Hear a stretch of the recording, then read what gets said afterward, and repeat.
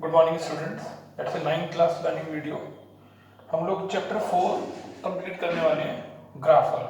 ठीक है, अभी हमारा 4.3 का लास्ट क्वेश्चन रह गया है। 4.3 का क्वेश्चन नंबर 8। देखिए क्या क्वेश्चन है। इन कंट्रीज लाइक यूएसए और Canada the temperature is measured in Fahrenheit which is in countries like India is measured in Celsius. The linear equation is F equals 9/5 into C plus 32। ठीक है, कह रहा है draw the graph. Celsius को x axis लेना है, x axis, और Fahrenheit को लेना है वाई एक्सिस। तो F की जगह y 9/5 इंटू C की जगह लेना है x और प्लस 32, और इसका बनाना है हमें ग्राफ। ठीक है, अब ग्राफ बनाते समय क्या ध्यान रखना है, हमें वो वैल्यू x की लेनी है जो 5 से बढ़ती है, जिससे हमारी कैलकुलेशन जल्दी से हो जाए। तो मैं सबसे पहले x की जगह 5 ही ले रहा हूँ। चलिए, ये हो गया 9/5 इंटू 5 प्लस 32। 5 से 5 कैंसिल हो गया, जरा 9 और 32 को प्लस करिए, 41 आ गया। राइट, x की जगह 10 ले लेते हैं, 10। तो बताइए y का आंसर हो गया 9/5 इंटू 10 प्लस 32। ये हो गया 2 जा और 2 9 जा 18, और 32 में 18 प्लस करेंगे तो कितना आएगा 50। x की जगह 0 ले लेते हैं, तो देखिए y का आंसर क्या आएगा 9/5 इंटू 0। अब 0 को जिससे भी मल्टीप्लाई करें 0, और 0 में 32 प्लस करें तो 32। तो मेरे पास 3 पॉइंट आ चुके। x और y की मैंने टेबल बना दी इस तरह से। x का आंसर अगर 5 था तो 41 आया, 10 था तो 50 आया, और 0 था तो 32 आया। ये 3 कोऑर्डिनेट्स आ गए। आइए इसका ग्राफ बनाते हैं। अब देखिए, x एक्सिस पर मैंने सेल्सियस लिया था, तो टेम्परेचर सेल्सियस, और यहां पर हमने टेम्परेचर लिया था फ़ारेनहाइट।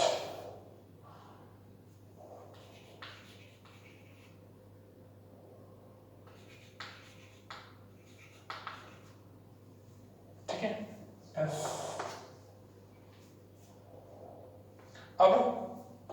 अब देखिए x एक्सिस पर क्या चल रहा है, 5 10 ये सब चल रहा है, और यहाँ बड़ा नंबर चल रहा है। तो क्या करें, यहाँ पर हम स्केल दूसरा ले लेते हैं, यहाँ दूसरा ले लेते हैं, जिससे कोई दिक्कत नहीं आती। स्केल चाहे अलग अलग, लेकिन मेंशन करना पड़ता है। तो x एक्सिस पे मैं ले रहा हूँ कितना लो, 5 10 है, तो 0 5 10 15 20 25, और यहाँ पर मैं ले रहा हूँ 10 20 30 40 50। ठीक है, ऐसे लिखना पड़ेगा। x एक्सिस पर 1 सेंटीमीटर इक्वल 5 डिग्री सेल्सियस, और y एक्सिस पर 1 सेंटीमीटर इक्वल कितना, 10 डिग्री फ़ारेनहाइट। ऐसे लिखना पड़ेगा। अच्छा, कोई जरूरी नहीं है कि आप दोनों स्केल सेम लो, आप इस एक्सिस पे अलग स्केल ले सकते हैं, इस पे अलग ले सकते हैं, ध्यान रखना, कोई दिक्कत नहीं। चलिए, 5 पर 41, 5 की सीट में 41, ये रहा 40, एक पॉइंट और, 5 पर 41। 10 पे 50, ये रहा 10 और ये रहा 50, ये देखिए। 0 पर 32, ये रहा 0, ये रहा 30, और 2 पॉइंट ऊपर। ठीक, क्या किया इन तीनों को, ऐसे ज्वाइन कर दिया, ऐसे ज्वाइन कर दिया, और बिल्कुल यहाँ ब्रैकेट में कोऑर्डिनेट्स लिख दिए, और एरो लगाकर ऐसे आगे तक बढ़ाना है, आगे पीछे तो ऐसे आगे तक बढ़ाना है, और इक्वेशन लिखनी है y equal 9/5x plus 32। Examiner को पता होना चाहिए कि इक्वेशन कौन सी स्ट्रेट लाइन को शो कर रही है, और इसके तीनों के कोऑर्डिनेट क्या है, स्केल लिखा होना चाहिए, किस में आपने ग्राफ बनाया वो ग्राफ लिखा होना चाहिए, इधर सेल्सियस इधर फ़ारेनहाइट, क्योंकि सेल्सियस को आपने x एक्सिस लिया और फ़ारेनहाइट को आपने y एक्सिस। ठीक है, तो ये क्वेश्चन का फर्स्ट पार्ट कंप्लीट हो गया। अब सेकंड पार्ट में देखो क्या कहा, if the temperature is 30 degree Celsius, मैं फिर से लिख रहा हूँ, F इक्वल्स 9/5 इंटू C और प्लस 32। अब कह रहा है कि if temperature is 30 degree Celsius, यानी कि C की वैल्यू वैल्यू कितने डिग्री, 30 डिग्री, तो मैं c की जगह 30 डिग्री पुट कर दूंगा। तो 9/5 इंटू 30 प्लस 32, ये कट के 6 और 6 9 या 54 प्लस 32, ये हो गया 6 और 5 प्लस 3 8, ये आपका आंसर हो गया। ठीक है, अगर c की वैल्यू 30 डिग्री हो तो फ़ारेनहाइट कितना होगा, सेकंड पार्ट हो गया। थर्ड पार्ट में कह रहे हैं कि अगर फ़ारेनहाइट 95 हो, यानी कि f की वैल्यू कितनी 95, तो चलिए फॉर्मूले में लिखते हैं f की जगह 95 9/5 इंटू सी प्लस 32।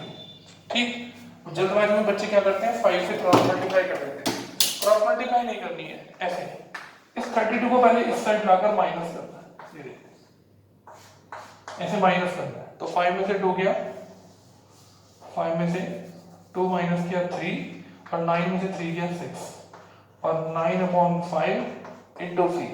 अब क्या करेंगे, 5 को तो क्रॉस में ले आएंगे और 9 को डिवाइड में ले आएंगे, ऐसे ये कट गया, कितना आ गया, सी का आंसर आ गया 35 डिग्री। ये देखिए 7 5 जा 35। तो अगर c की वैल्यू 30 है तो f का आंसर क्या होगा, f की वैल्यू 95 है तो c का आंसर क्या होगा। ये दोनों आंसर हो गए। चलिए फोर्थ पार्ट में क्या कह रहा है कि अगर टेम्परेचर c की वैल्यू 0 हो तो f क्या होगा और f की वैल्यू 0 हो तो c क्या होगा। लीजिए जैसे हमने ये वैल्यू पुट करी थी, अब ये वाली वैल्यू पुट कर देते हैं।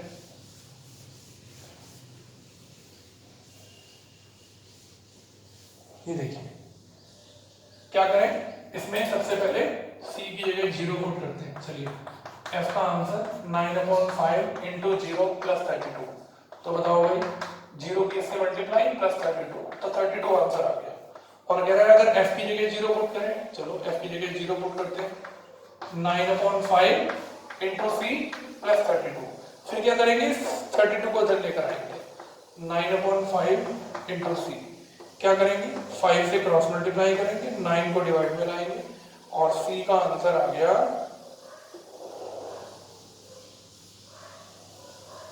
माइनस के 160/9, ये आपका आंसर है। देखिए ध्यान से कोई दिक्कत हो तो बताइए। f की जगह 0 पुट किया, देखो तो पहले 32 को इस साइड लेकर आए, फिर 5 से क्रॉस मल्टीप्लाई 9 डिवाइड में, कुछ करता तो है नहीं, बस मल्टीप्लाई करके छोड़ दिया, तो ये c का आंसर आ गया।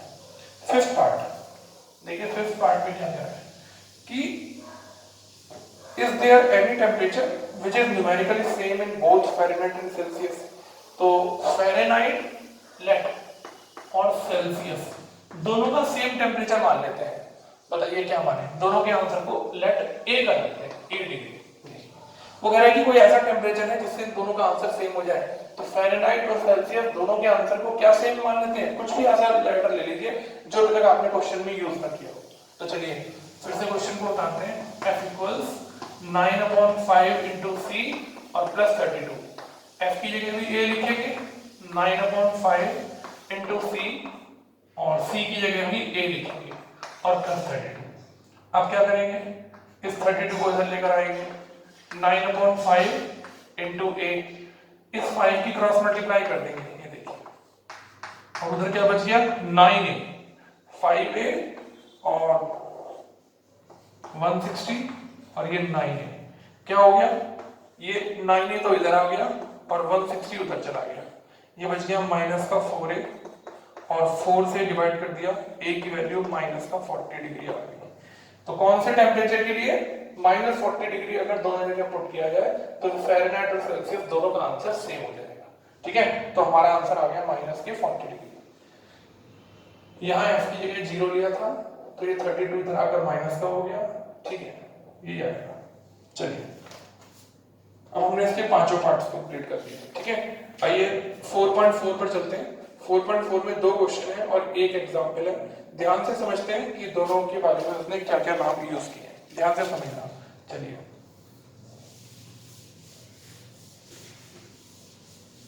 4.4 देखिए, सबसे पहले इसमें क्या कहा, क्वेश्चन है y इक्वल्स 3 और फर्स्ट पार्ट में लिखा हुआ है कि इन वन वेरिएबल और सेकंड पार्ट में इधर कर देंगे, लिखा हुआ है इन 2 वेरिएबल। है। अब जरा इसी क्वेश्चन को सामने एग्जांपल नंबर 9 में देखो, सॉल्व द फॉलोइंग इक्वेशन। अब जो वन वेरिएबल था इसका एक और नाम होता है नंबर लाइन, और टू वेरिएबल का एक और नाम होता है, देखो क्या लिखा है इसमें, कार्टेशियन प्लेन। ध्यान रखिएगा, नंबर लाइन वन वेरिएबल को बोलते हैं और कार्टेशियन प्लेन टू वेरिएबल को बोलते हैं। ऐसे इसने एग्जांपल में देखो इनके नाम चेंज कर दिए तो बच्चे घबरा जाते हैं। अब देखिए y इक्वल 3 और वन वेरिएबल पे बनाना है तो नंबर लाइन पे बनाना है। ऐसे एक लाइन ड्रॉ करेंगे, 0 1 2 3 4, देखिए -1 -2 -3 और एरो लगा दें। बताइए y की वैल्यू 3 है, ये देखिए, ये देखिए, तो आपका आंसर आ गया y, ये वन वेरिएबल हो गया। कोई भी नंबर आपसे कहे उसे शो कर दीजिए, चाहे वो x का आंसर हो चाहे वो y का आंसर हो, ऐसे नंबर लाइन पे ही बनाना है। ये देखिए नंबर लाइन, ये वन वेरिएबल, इसका नाम है नंबर लाइन। एक ही लाइन की एक्सेस की जरूरत पड़ती है, दोनों नहीं बनानी पड़ती। हॉरिजॉन्टल लाइन बनाएंगे और जिस नंबर को शो करने के लिए जाएगा कर देंगे, ठीक है। अच्छा, अगर वो y की जगह ऐसे क्या था, सपोज करो, चलो पहले मैं एक क्वेश्चन कंप्लीट कर दूं, फिर मैं अपनी तरफ से दूसरा बताऊंगा। तो y का आंसर हो गया 3, तो नंबर लाइन पर आपने y का आंसर 3 शो कर दिया। अब इसको टू वेरिएबल्स में कैसे करेंगे, जिसका नाम क्या है कार्टेशियन प्लेन। ऐसे एक टेबल बनाएंगे, x और y लिखेंगे, ध्यान से समझना, टू वेरिएबल्स में लाना है इसको। अब y का आंसर 3 है तो y का आंसर हमेशा 3 रहेगा, हमेशा। अब x की जगह क्या लिखें, जो आपकी इच्छा हो, 0 लिखो, पॉजिटिव नंबर लिखो, नेगेटिव लिखो, कोई भी इंटीजर लिखो। देखो मैं क्या लिख रहा हूं, 0 1 2, जितने मर्जी पॉइंट लिखो। y का जो आंसर दिया हुआ है वो वही का वही रहेगा, x की वैल्यू जो आपके मन में आए। अब देखिए इसका ग्राफ बनाते हैं, 0 0 1 2 3 4 1 2 3। अब बताइए 0 पर 3, ये रहा 0, ये रहा 3। अब 1 पर 3, 1 पर 3, ये देखो, 2 पर 3, 2 पर 3, ये देखो, एक और पॉइंट ले लो, 3 पर 3, ये देखो, इन चारों को ज्वाइन करो, ये देखो। तो जो भी y का आंसर होगा वो हमेशा x एक्सिस के पैरेलल होगा। कोई आपसे कहे कि x एक्सिस के पैरेलल इक्वेशन क्या होगी, y इक्वल जो भी आपका आंसर होगा, तो जो भी y का आंसर होगा वो कौन सी एक्सिस के पैरेलल होगा, x एक्सिस के पैरेलल होगा। ये देखो y का आंसर, बताइए समझ में आया कि नहीं। ये वन वेरिएबल, ये टू वेरिएबल्स। वन वेरिएबल में क्या करना है, लंबा लाइन बनानी है और उस आंसर को शो कर देना है, पॉजिटिव हो पॉजिटिव, नेगेटिव हो नेगेटिव, ऐसे एरो लगाया, बस y इक्वल्स 3 आंसर हो गया। नंबर लाइन को, वन वेरिएबल को क्या बोलते हैं, नंबर लाइन। देखो वन वेरिएबल की जरूरत पड़ी, किसी और की जरूरत नहीं पड़ी, लेकिन यहाँ टू वेरिएबल तो y का आंसर 3 हमेशा 3 रहेगा, x जो आपकी इच्छा करे।